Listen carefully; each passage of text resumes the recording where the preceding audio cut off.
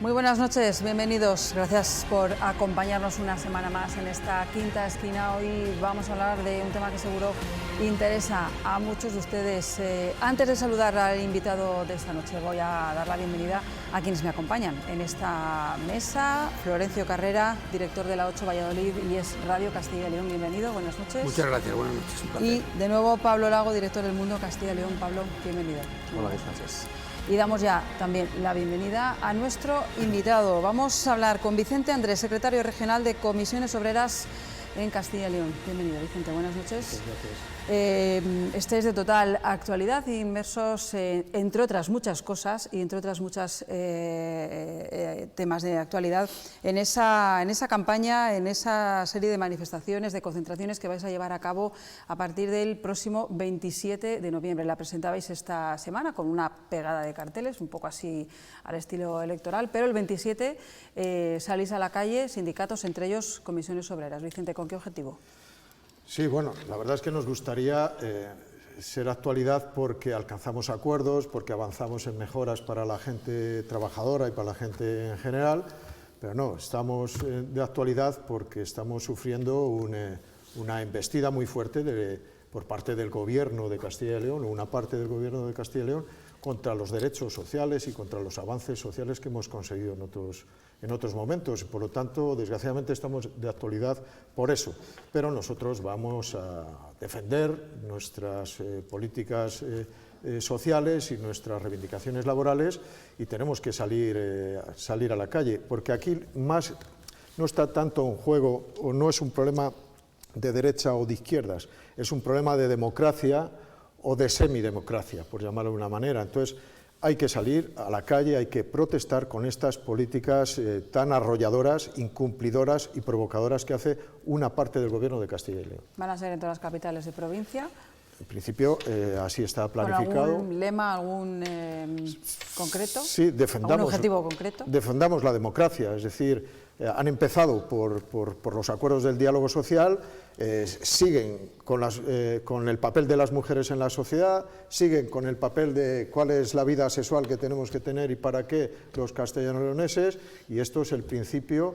Como es un piso piloto, como ellos han dicho en España, aquí en Castilla y León, pues claro, van a hacer una transformación que van a convertir esto en una especie de santuario de la extrema derecha y de políticas anti-mujeres, antisindicales, antidemocráticas. La frase del consejero de Industria, Comercio y Empleo, la verdad que también es verdad que él tampoco deja pasar la oportunidad si hay un poquito de agua para pisar el charco, pero la frase de no faltan trabajadores, faltan ganas de trabajar, ¿cómo la interpreta usted como secretario general de Comisiones? Eso es una barbaridad de las muchas que dicen a diario, ¿no? Porque puede que estuviera hablando de su experiencia, a lo mejor. Bueno, pues pudiera ser. Usted se pone a interpretar y a lo mejor está hablando de él, ¿no? Hay que tener en cuenta que él ya fue coordinador del diálogo social en el Gobierno de Castilla y León con el consejero Germán Barrios y abandonó porque decía que había un estrés de trabajo que él no era capaz de gestionar y por lo tanto dimitió y se volvió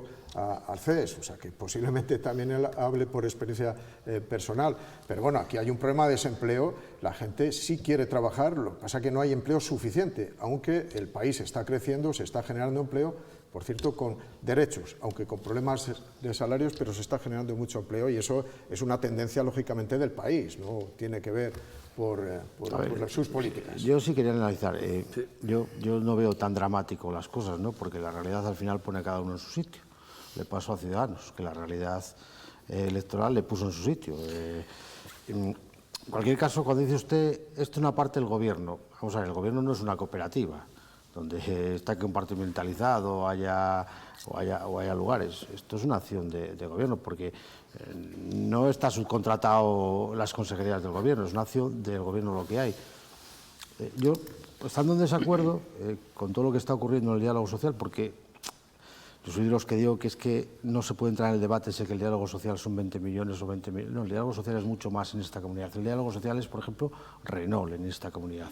En realidad, el diálogo social es la seguridad, la estabilidad que se le aporta a empresas. Pongo Renault porque es el caso más evidente y no porque lo diga yo, sino porque lo dice de los mozos, que uno de los elementos fundamentales para que Renault tenga aquí algunas de sus fábricas más importantes del mundo, pudiendo tenerlas en Francia, porque no olvidemos que es francesa, es precisamente esa estabilidad y ese entendimiento con los agentes sociales. Pero también es verdad que aquellas elecciones de este año, del 13 de febrero, Vox no engañó a nadie.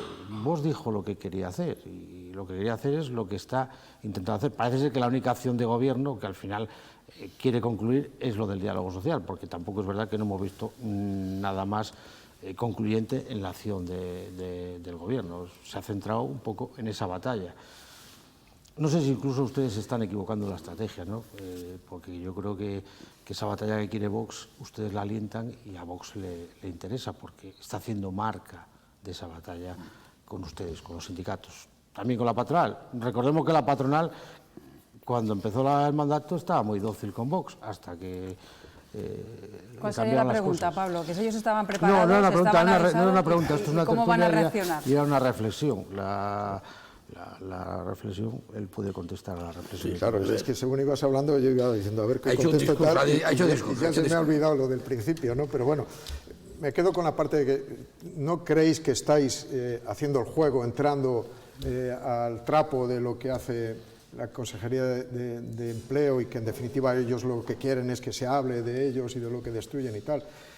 Bueno, pues yo también me hago esa pregunta, pero claro, ¿la alternativa cuál es? Callar, esconder y aceptar los graves incumplimientos que hay de los acuerdos que afectan a la gente, que es que el diálogo social, lo has dicho antes en tu pregunta e intervención, es Renault y el futuro Renault, el plan industrial de Renault, es la dependencia, que Castilla y León es líder en dependencia porque llegamos al acuerdo en los tiempos de Herrera, a un acuerdo sobre construir una ley de dependencia porque es una población, la de Castilla y León, muy envejecida y necesitamos proteger a nuestros mayores. El diálogo social son muchas otras cosas, son comederos escolares, son Erasmus en FP, son combatir las deslocalizaciones para que las empresas no vayan. El diálogo social son muchas cosas, proteger a los desempleados, proteger y orientar a los inmigrantes, insertarles en la sociedad. El diálogo social es una forma de democracia participativa, es coadyuvar a mejorar la situación de una Castilla y León que está en debacle o declive económico, cada vez ocupamos menos. Tenemos menos economía que el resto de España, menos población, más envejecida, pero nuestra comunidad merece la pena y nosotros hemos trabajado en el diálogo social para mejorar las condiciones de los pocos o muchos que seamos con nuestras características. Y es opinar. Decía Juan Vicente, no sé si es acertada o no la frase, ¿no? Pero decía, ven más 8 ojos que 2. Entonces, por eso nosotros hacemos esto del diálogo social y damos participación. Bueno, puede valer como concepto, pero están apartando la contribución que hacemos los sindicatos y los empresarios a esta comunidad. Y es desdeñar eso y enfrentarnos, quitar los acuerdos, esa hostilidad contra nosotros, esa hostilidad en el Parlamento, esa hostilidad en los medios de comunicación, esa agresividad, está dañando de sobremanera a Castilla y León. Hay que responder, algo tenemos que hacer. Hemos ido a las instituciones, a Europa, a decir lo que está pasando. Vamos a ir a los tribunales a defender los acuerdos porque se queda la gente desprotegida. Y vamos a ir a la calle a defender la democracia. Esos recortes que ha anunciado el consejero de Empleo, esos 20 millones de euros, o 20 o 35, ¿cómo les afecta de verdad, digamos, a los trabajadores de los propios sindicatos? ¿Les duele por eso también un poco más? Es una mentira, si es que tienen la mentira por bandera. Vamos a ver, esos 20 millones que ellos hablan, los sindicatos no tenemos nada directamente hacia nosotros, es hacia los parados, es orientación hacia los parados, es formación a los trabajadores activos y a los desocupados, es hacia las universidades, es hacia las entidades locales, es hacia las políticas de igualdad y la contratación de agentes de igualdad en los ayuntamientos, es para la formación, es para muchas cosas, no para los sindicatos, es absolutamente cero.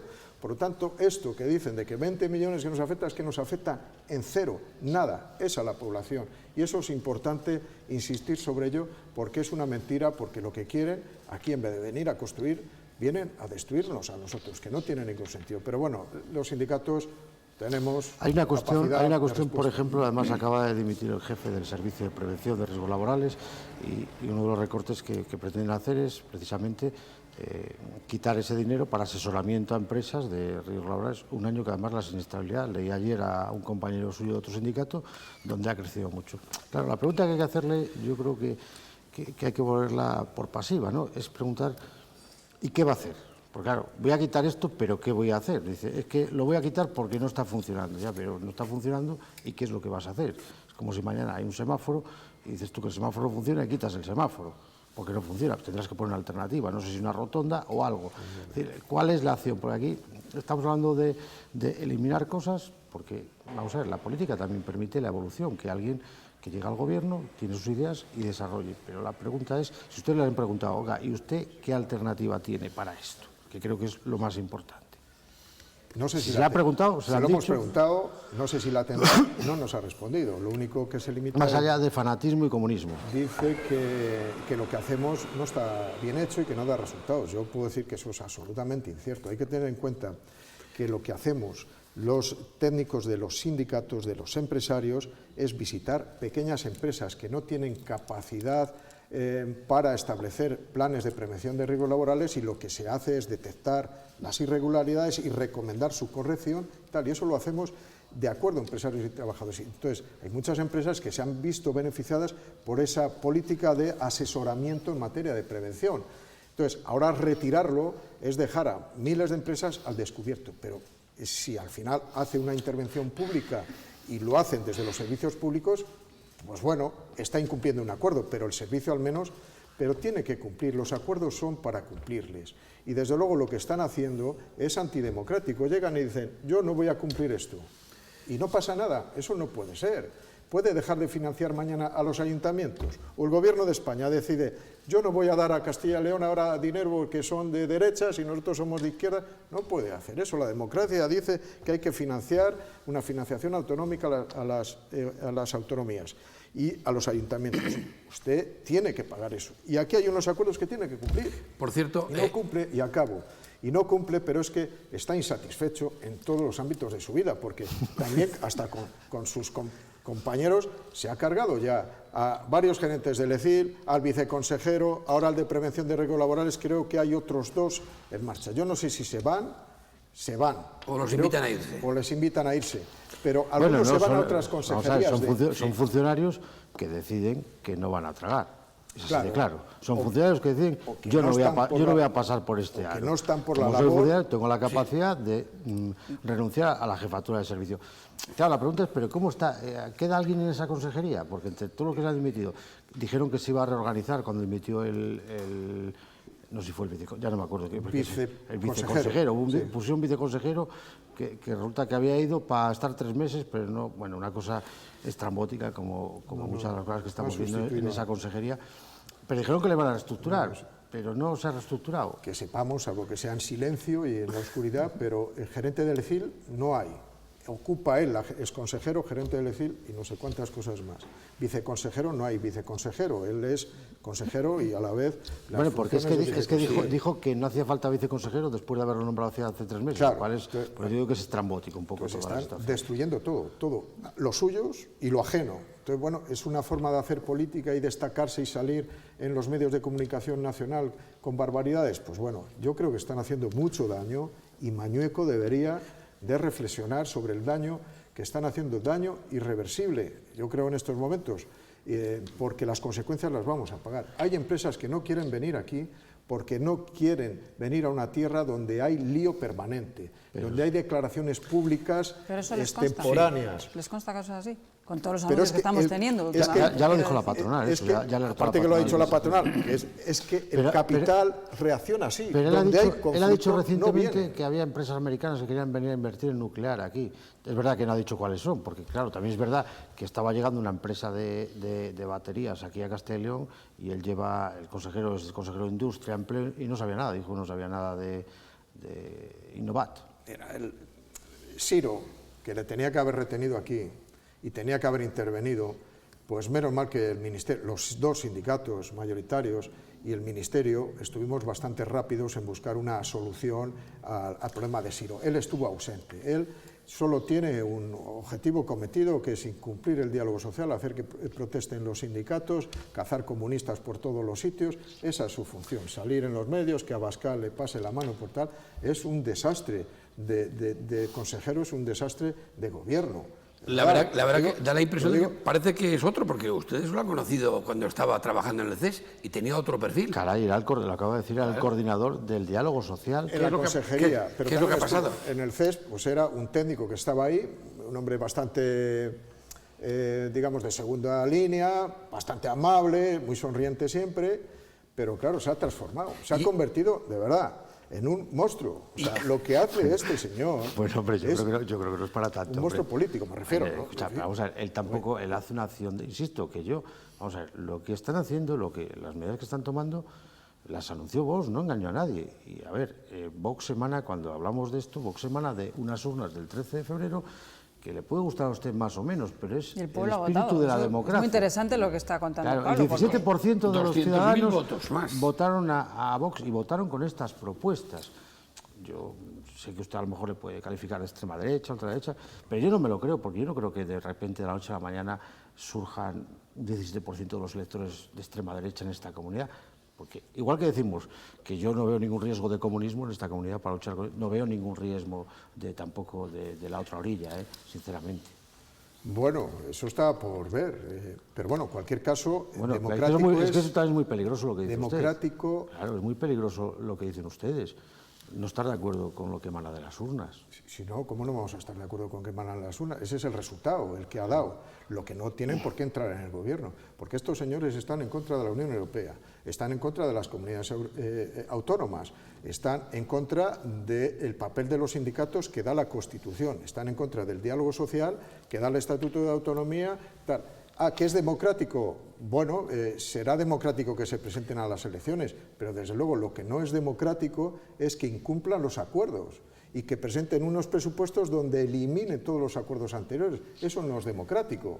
Entonces, me parece que es un partido que no respeta la democracia, ni respeta la igualdad entre hombres y mujeres, y hacen manifestaciones como las que decíamos antes, que es que...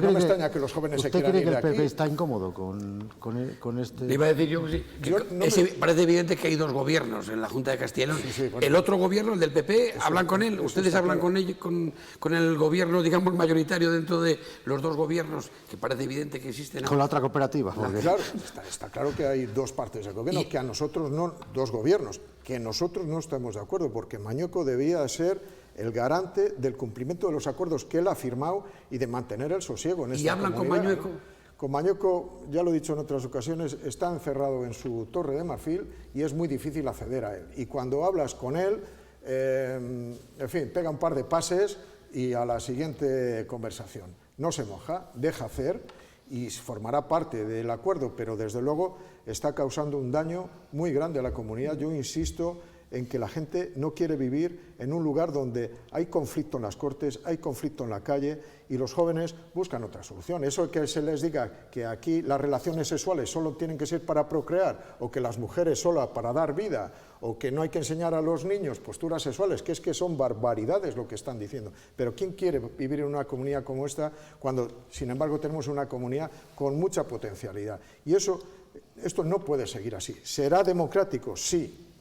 Pero, desde luego, sus políticas son antidemocráticas y son antitodo. Y esto Mañueco debe tomar nota, y Mañueco, ya sabéis cuál es nuestra postura, que gobierne en minoría, que eche a estos señores. Si tiene que aprobar es muy fácil decirlo, eso es muy fácil que lo diga usted, pero luego hay que gobernar. Que gobierne, Claro, es que oye, ¿cuántos gobiernos hay en minoría? El gobierno de España está en minoría y busca alianzas permanentemente. Unas veces salen, otras no. Bueno, a veces hay algunas alianzas del gobierno de España muy discutibles, con los etarras y los independentistas. ¿Qué pasa? ¿Aquí el PP no puede pactar determinadas políticas con el PSOE? ¿Por qué no las va a poder pactar? ¿O con Soria y UPL? ¿Por qué no los va a poder pactar? Que busque los consensos que en esta comunidad hace falta, o un diálogo social reforzado. Herrera tenía mayoría absoluta. ¿Usted cree que se puede gobernar una comunidad con 31 procuradores? Yo creo que sí, se puede gobernar. Con 31 de 81 con 31 procuradores. Para buscar el consenso y para buscar los acuerdos y los grandes acuerdos de comunidad, yo creo que hay una de dos, o es usted disponibilidad. muy optimista o es usted un poco ingenuo políticamente.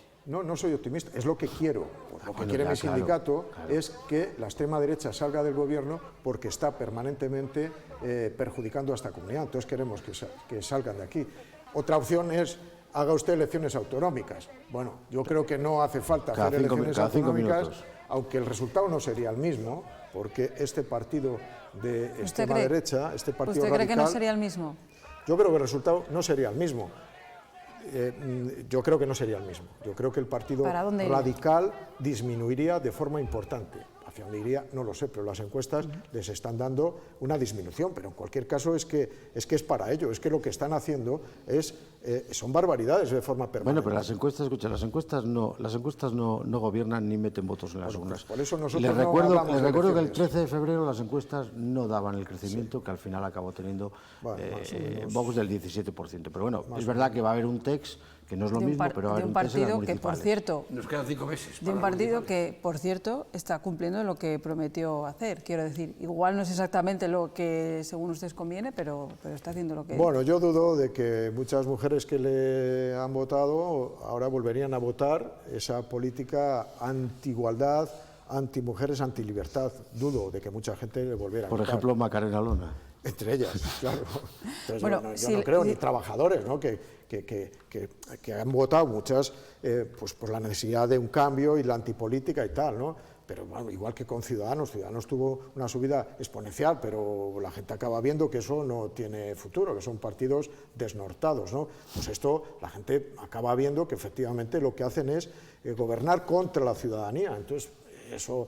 disminuir su porcentaje, desde luego. Pero no son la solución las elecciones autonómicas ahora. Lo que hace falta es gobernar en paz, en consenso, en grandes acuerdos de comunidad y reforzando el diálogo social, que esta es una tierra que da esas posibilidades, lo hemos visto durante 25 años, o 20 años con Herrera, ¿no? Estamos en Valladolid, hay grandes empresas, hablaba antes de Renault, hay proyectos importantes para el coche eléctrico, las baterías. Me gustaría saber qué es lo que piensa Comisiones Obreras de todo eso y si esta situación de tensión que se está generando, según ustedes, como consecuencia de la política que hace el consejero de Industria y Comercio y esas declaraciones, puede perjudicar. Bueno, yo creo, sinceramente, que las empresas, las de aquí, ya ni le tienen en cuenta, porque se lo dice que tonterías. Entonces, en fin, es el bufón de la corte, y perdón con mis respetos, porque es que está todo el día lanzando unos mensajes que están fuera del contexto, ¿no? Yo creo que Renault y la posibilidad de futuro, eso está agarrado, está acordado entre Renault, los sindicatos, la propia Junta de Castilla y León, el propio Gobierno de España, que yo creo que debemos de dormir tranquilos en el sentido que no hay riesgos de deslocalización y tal. Ahora hay una nueva operación, que es una alianza con los chinos, que hay se va a partir la empresa en varias nombres de empresa y tal. Hay que estar atentos, porque esas cosas siempre generan algún desajuste, pero en principio parece que eso va a ser una oportunidad a mayores más que un problema. Pero queremos estar vigilantes porque queremos que los trabajadores sean subrogados con sus derechos, se cumpla el convenio colectivo y se cumpla el plan industrial, porque Renault es una empresa muy importante para Castilla y León. Esa es la que está, ¿y las que vienen? Las que vienen...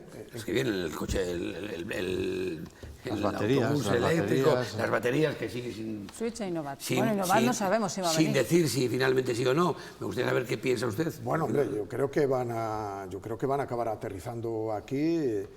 La de los autobuses yo creo que está en un proceso irreversible ya, y aunque se ha empezado ya, creo que ya se ha puesto la primera piedra, creo, pero bueno, los cambios que ha habido del consejero delegado... Se puso un árbol. Bueno, pues un árbol.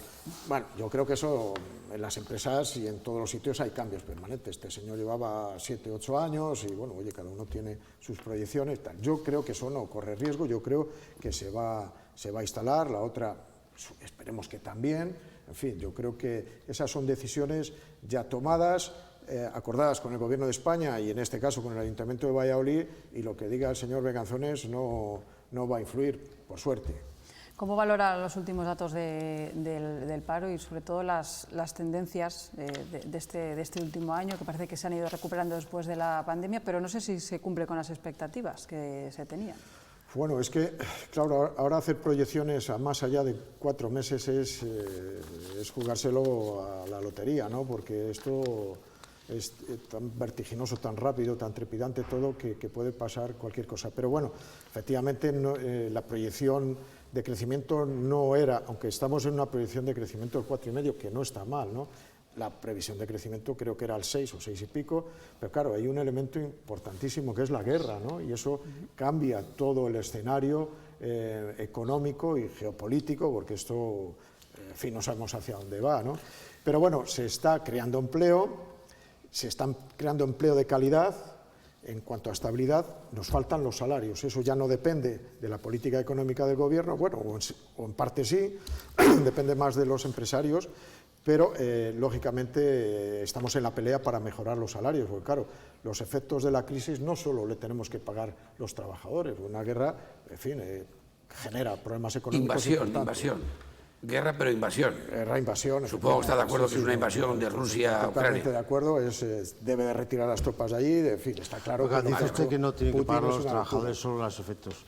Entonces, ¿quién cree que está pagando la subida de las hipotecas que ha decidido el Banco Central Europeo, por ejemplo? Los trabajadores, las claro, trabajadoras. Usted, no, claro, dice, los empresarios ven subir las facturas de la luz, ven subir las facturas del gasoil, ven subir los costes enormemente. Y suben el precio de los y claro, y suben el precio de los productos cuando pueden subir el precio del producto, porque los pequeños empresarios, los pequeños productores no pueden subir el precio de los productos. Mire usted el sector primario cómo está. Seguramente las grandes distribuidoras son los que suben el precio de los productos, pero las hipotecas nos las ha subido el gobierno de aquí y el gobierno de la Unión Europea. Y eso es inapelable, porque la inflación una familia la puede torear, no digo que la pueda combatir, pero la puede torear. Pero la subida de 200 euros de una hipoteca media, esa llega todos los días, todos los primeros de mes por la mañana, te levantes o no te levantes. Y es una decisión que ha tomado el gobierno de este país en conjunto con el Banco Central Europeo. Porque mire, es que eso de vamos a enfriar la economía, y para enfriar la economía vamos a arruinar a las familias y vamos a arruinar a las empresas. Lo digo porque a usted le parece todo fabuloso lo que está haciendo el gobierno central. A ver, que son muchas preguntas en una, Pablo. No, es una, básicamente es una. La pregunta es Yo lo resumo, que no todo es culpa de la Junta, dice, que a ver, si el también el gobierno central tendrá su parte. infierno no puede ser solo Mariano Beganzones. No. Y el gobierno y tampoco Mariano Beganzones, nada más que distorsiona la realidad de la vida y el vicepresidente. Pero el ejemplo del gobierno de España es también muy discutible, señor Andrés. Pero bueno, bien. Que para estar en el gobierno haya que pactar con la gente que odia todo lo que la mayoría creemos que es fundamental. Eso es otra cosa. Vamos a ver.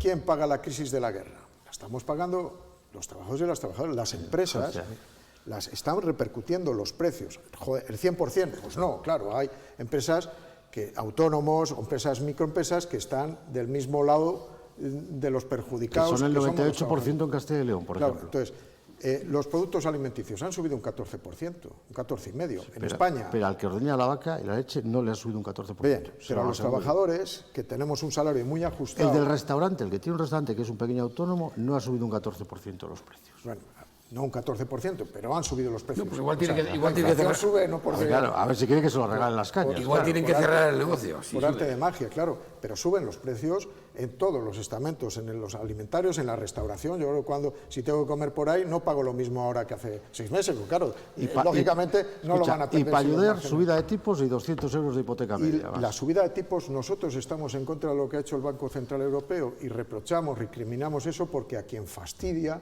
es a la clase trabajadora, a los trabajadores, que somos los que nos hipotecamos. Las clases medias o altas, precisamente a estos que quieren quitar los impuestos, aquí en la Junta de Castilla y León, esos no piden créditos. Quien pedimos créditos somos los trabajadores y las trabajadoras, no otros. 200 euros de media, otros serán menos, otros serán más, 15% los alimentos. Entonces aquí tiene que haber, no puede ser que los trabajadores nos arruinemos. El país crece, las empresas tienen beneficios y los trabajadores estamos pagando la crisis. ¿Y cómo se puede regular eso? Subiendo los salarios, y las empresas que no puedan hacer frente a esa subida de salarios tienen la cláusula de descuelgue. La legislación permite que las empresas que están en una situación económica difícil no aplicar la subida salarial, porque eso lo hemos pactado nosotros con los gobiernos, de que hay que atender a las empresas con dificultades, pero que no sean las empresas con dificultades las que manden sobre el general, porque entonces nos congelamos los salarios y las grandes empresas siguen teniendo beneficios. Hay fórmulas para regular eso que la ley las contempla. ¿Vamos terminando? No, última preguntaba por la situación preocupante, pues insisto, cuando habla usted de los trabajadores son las empresas, porque, a ver, cuando enfocamos el tema en los trabajadores, el que tiene una pequeña empresa es un trabajador, en esta tierra, que son el 98%. No vamos a distinguir. Otra cosa es que haya 4 grandes compañías aquí, bueno, que tengan un volumen y puedan torear la situación de una forma distinta. Claro, yo insistía en el tema ese, que con la situación de crisis poco beligerantes se les ve a ustedes con el gobierno y con las determinadas medidas del gobierno. El gobierno de España. De España, claro. A ver, hemos pactado la reforma laboral, hemos pactado los ERES, hemos pactado las pensiones, hemos pactado los nuevos derechos para los trabajadores de las plataformas, hemos acordado en el marco del diálogo social unas importantes medidas que nos protegen a nosotros frente a cómo se hizo la crisis, cómo se abordó la crisis. Pero mire, yo no le he oído decir a usted, claro, para defender a los trabajadores, que son los consumidores, claro, ¿qué hace el Ministerio de Consumo y la Inspección de Consumo para velar para que no se pueda la gran distribución aprovechar de la subida del precio? Bien, yo estoy diciendo que nosotros, lógicamente, con el Gobierno de España, con el cual alcanzamos muchos acuerdos, como igual en el periodo de Herrera aquí, nosotros nos da igual que un gobierno sea de izquierdas o sea de derechas, si los acuerdos son buenos para la gente, la mayoría de la gente, y con Herrera hemos estado, y era de derechas, con mayoría absoluta, 17 años pactando, porque eran buenos acuerdos, y con el Gobierno de España llegamos a buenos acuerdos. Pero, por ejemplo, nosotros estamos reclamando ahora al Gobierno de España que si la patronal se niega a subirnos los salarios, al menos que le suban los impuestos de sociedades y otros, porque no puede ser que tengan beneficios extraordinarios, como están teniendo las grandes empresas, más que antes de la crisis de la guerra, y no nos suban los salarios, no puede ser. Los salarios hay que subir, hay que reactivar el consumo. Sobre todo lo que no puede ser es que precisamente las gasolineras y las eléctricas estén ganando más. Son los que más ganan, ¿no? Cuando más estamos pagando por eso los ciudadanos, los trabajadores, los ciudadanos. Bueno, yo considero trabajadores a todo el mundo, ¿eh? El que tiene una pequeña empresa lo considero un trabajador, porque seguramente hace más horas que el palo a la bandera en su pequeña empresa. Bueno, no hay tiempo para más, aunque se estaba volviendo muy interesante, como siempre, a estas alturas de la noche. Siempre es un placer debatir con el camarada Vicente Andrés. Compañero. Que, por cierto, habrá que invitar al señor Berganzones, porque por lo menos por alusiones igual tiene algo que decir. Yo creo que sí, debería. A la invitación. La invitación. Perdón, pero con un detector de mentiras también deberían de convocarle aquí. Vicente Andrés, ha sido un placer recibirle esta noche aquí en la Quinta Esquina. Muchas gracias. Florencio, muchísimas gracias también. Encantado. Pablo Lago, gracias también por habernos acompañado. Y gracias al invitado por dar la cara también, se agradece mucho que la gente diga lo que piensa, que es lo que tiene que hacer un medio de comunicación como es la tele en este caso. Desde luego que sí. Y a todos ustedes también muchas gracias por habernos acompañado en esta noche. La semana que viene más aquí en la Quinta Esquina. Adiós.